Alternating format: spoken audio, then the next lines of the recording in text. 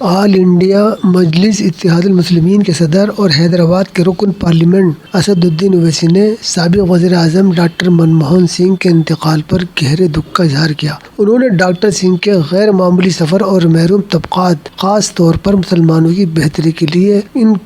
کی کوششوں کو سراہا اور ان کے خاندان سے تعزیت کی۔ اس ویڈیو کو زیادہ سے زیادہ شیئر کریں۔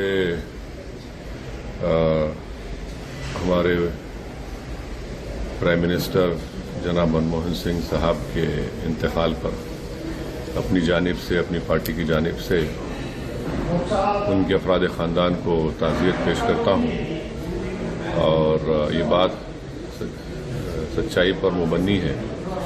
کہ منموہن سنگھ صاحب ایک پارٹیشن کے ریفیوجی تھے، اور اس کے بعد انہوں نے اپنی ذاتی محنت اور ایمانداری سے وہ ترقی کرتے گئے، RBI کے گورنر اور پھر بھارت کے فائنانس منسٹر، پھر 2004 میں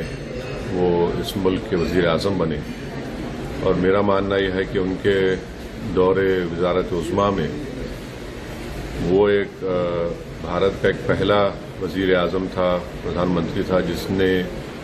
ہماری جانب سے ہمارے پرائم منسٹر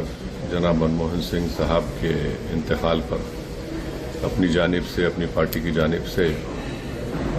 ان کے افراد خاندان کو تعزیت پیش کرتا ہوں، اور یہ بات سچائی پر مبنی ہے